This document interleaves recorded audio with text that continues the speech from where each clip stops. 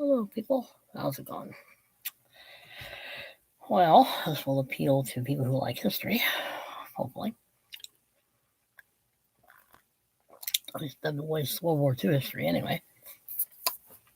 Why study World War II history? Well, put my notes a little closer. Or my semi-notes anyway. Why study? What are you studying when you're studying World War II history? One, you're studying the failure of the First World War to resolve any real issues and creating bigger ones.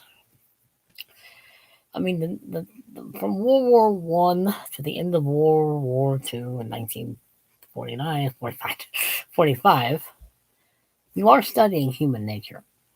That is why World War II history, those years before the war, even the First World War and all its ramifications, is interesting. It is human nature that you're studying. Human nature is fascinating. Why was Hitler the way he was? What really made him the way he was? Why was Mussolini the way he was? Why did Japan become the empire that it became? Why did Germany fall into Nazism? Why did all the events after the First World War accumulate and lead to the Second World War? Because of human nature. Because of politicians and bad policies, and in a lot of ways the Germans got screwed, particularly after the First World War, because it was like they got screwed by their own government because it didn't really know what it was doing after the end. I think it literally didn't know what it was doing. I think it just gave up. So we can't win. We're not going to win. I mean, I can understand why the resentment existed after the First World War. You kind of sort of can. You can understand the human condition. Human nature is going to find scapegoats, and they found one. And they're going to find reasons why they fail. Oh, the government gave up. Oh, this, that, and the other happened. Oh, conspiracies and plots and this, that, and the other. It's the study of human nature. It's why those dictators rose to power in the first place. It's why those allied governments don't think they realized what they were. I think Churchill did. I think Churchill said, "This isn't over yet." Anyway, but the rise of Churchill and the rise and fall of Churchill in the First World War and his rise again in the late 30s. It's about human nature. It's about people like Winston Churchill and what he did, and Neville Chamberlain. Well, Chamberlain's a basketball player. Neville Chamberlain was a prime minister. It is amazing, if you study the history is about people. It's about understanding human nature and why men like Patton became what they became, and why men like MacArthur became the way they became, and why de Gaulle became what he became. Well, he was French. Therefore, he's de Gaulle, who literally might have had almost a bigger ego than MacArthur, and that's iffy. MacArthur is probably still first. I mean, it is a story about generals. It is a story about politicians. It is a story about the foot soldier and the common ordinary citizen caught between two world wars and caught in a world war. It is the story of the Holocaust. It is the story of the Russian Holocaust. The Russians lost a lot more men, a lot more people because of the Nazi invasion and what the Nazis did and what happened in all the interesting battles that took place during the war. I mean, battles are interesting. I've always found them interesting. I like the battles, but they're still fought by people. They're still fought by human nature. The human nature of kill or be killed, and win or lose, or live or die, and the atrocities on all sides, and there were. It's just, it's explaining human nature, as my notes say. Explaining why the Holocaust happened. Explains why Germans just followed Hitler. And they followed him because he basically made them promises that he wasn't going to keep. I mean, it is a story of the Allies not really trusting each other, particularly the British and the Soviets.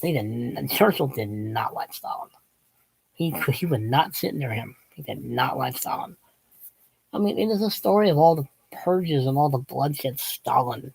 I mean, he literally almost wiped out all his generals and could have lost the war. He should have lost the war, but unfortunately, there's so much land in Russia that it just swallows armies. Ask Napoleon. I mean,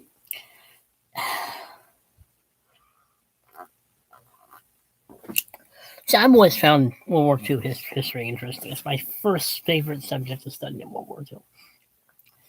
I discovered Bantam war books pretty early. I mean, I have about, I'm pretty sure I have about 50 of them if I counted all the ones I have of the series. There's a lot more that I don't have yet. But they cover, the Pacific theater, the European theater. They cover the invasion of Alaska by the Japanese, 1,000-Mile War. They cover every aspect you can think of.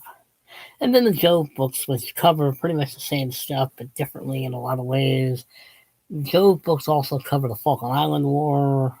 It'll cover the Vietnam War, the Korean War. But the Bantam War books follow the World War II and the people involved. The reason I was showing this book is this is the entire war.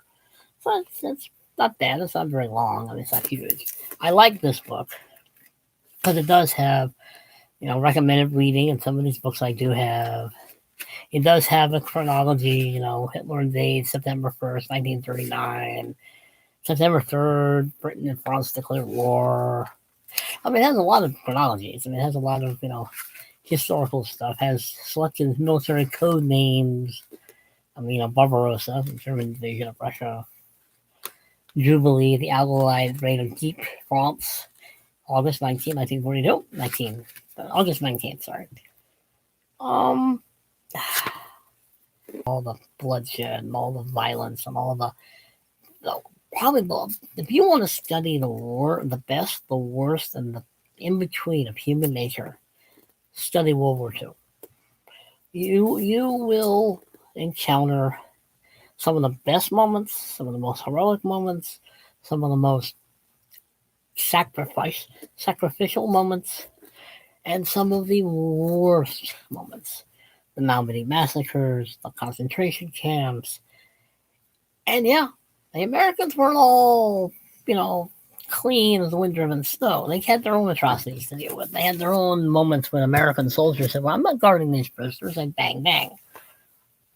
And it does happen. It did happen. I have books over there written by American soldiers who were saying this. There were atrocities on both sides. There was violence on both sides. It's a war. War has a tendency to be a very good microcosm of human nature.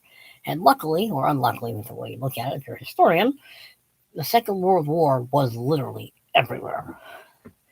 I mean, the First World War was kind of everywhere, but not completely. There were less battles here and there. The Second World War was everywhere. I mean, there were battles, which is why it's so interesting. Which is why the human stories of it is so interesting. Why the human nature. See, I like human psychology. That's why I do. That's why I'm a writer. And that's why I like to read history. I'm interested in why Patton was the way he was. I'm interested in the common foot soldier under his command and what they thought of him, what they didn't think of him.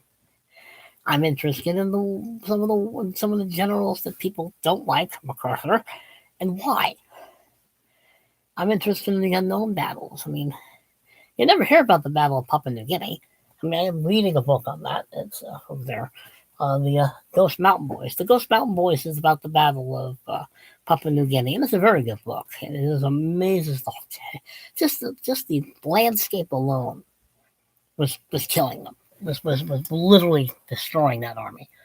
I mean, it is the island campaigns are fascinating because some of those islands really was a waste of life. I mean, it's a story of generals doing stupid things.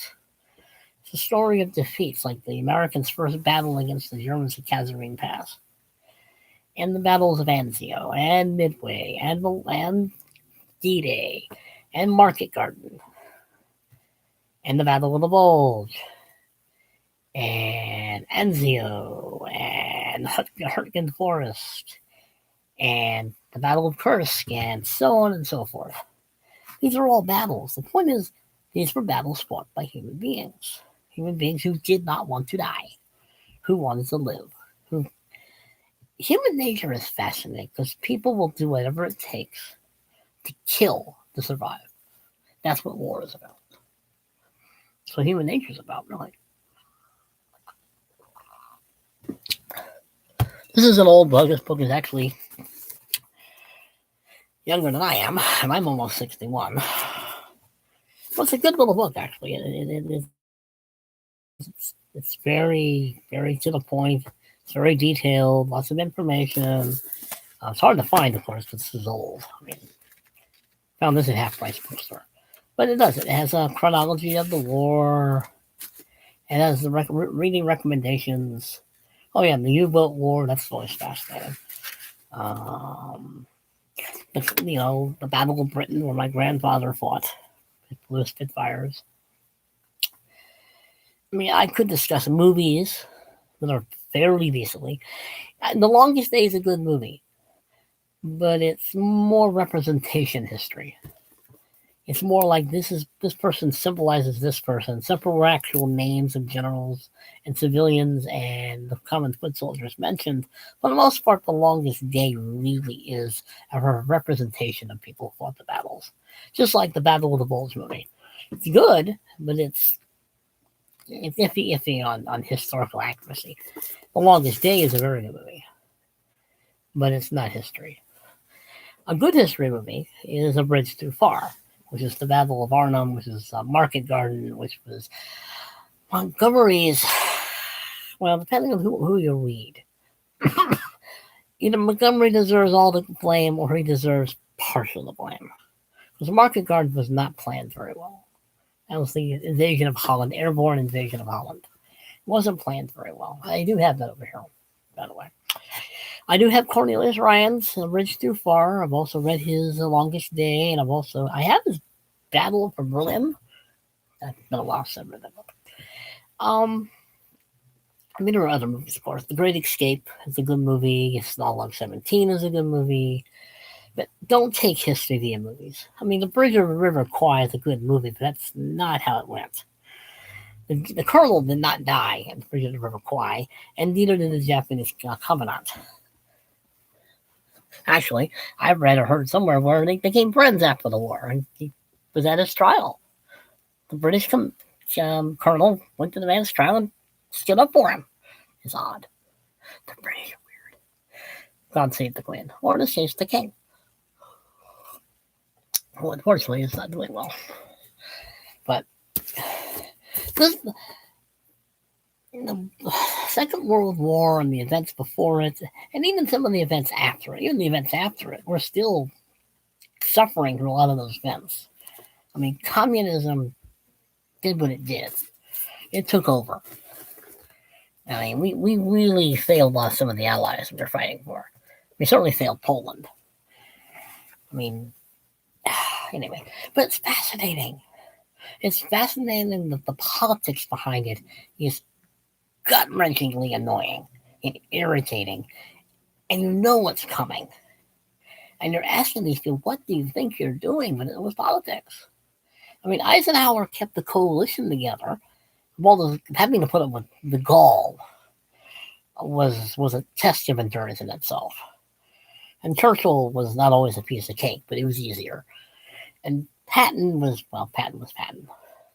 I mean, there are so many interesting stories of the common foot soldier. I have books. I will probably do another one of these on World War II, because I do like World War II, and I might review some books on the subject or something. But it is fascinating, the history from 1914 to 1945. And that to me is the era of what I'm talking about. Why study the world wars? Really should they call the world wars, not just World War II. But World War II was the accumulation of what basically was not resolved in the first one. Because it really wasn't. Nothing was. I mean, this is the story of the rise of dictatorships and communism and the rise of the Japanese Empire and communism in Russia and communism in China and the battles and the defeats and the just. I'm fascinated by all of it. I don't know. I don't know if I present that very well, but I am fascinated by the fact that history is really nature, about the good, the bad, and the horrific. I mean, whether you like a lot of history about certain aspects of the First or Second World War, it's not boring. I sometimes wish it were, but it's not boring.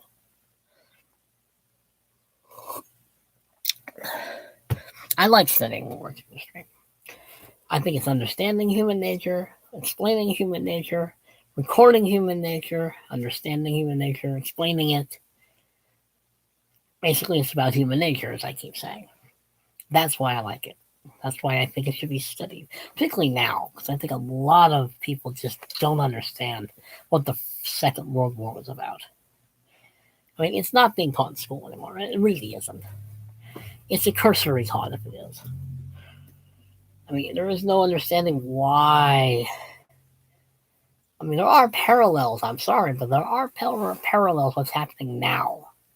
What's happening in 1930s Germany and in the world? And if you don't see it and you don't want to see it, that's a you problem, not a me problem. I've studied history. I know what's coming because history does repeat itself. After all, we did have 2 world wars and 20 years apart. But anyway, fine.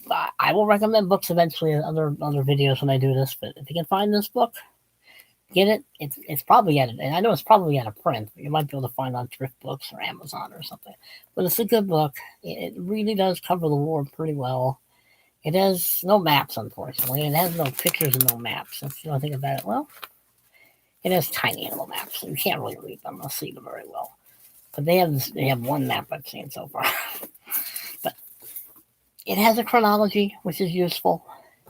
It has a book recommendations, which I think for a book this condensed for this book of this subject, there should be more books in there, but there's not, which is kind of strange to me because I like going through the bibliographies and finding books I have. I mean, this one does talk about some of the books I do have. Let's sound this real fast. Let's see, the Berlin Diary, which I have read. Let's see, I'm trying to do this. I'm trying to.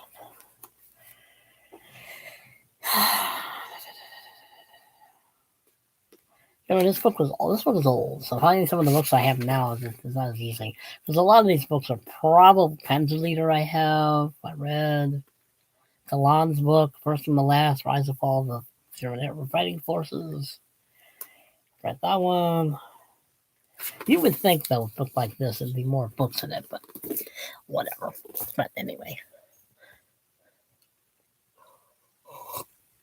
It's a story of human nature. It's a story of people being people. It's a story of war. I'm serious. If you want to understand human nature and understand it and see it at its best and worst and ugliest, read about war.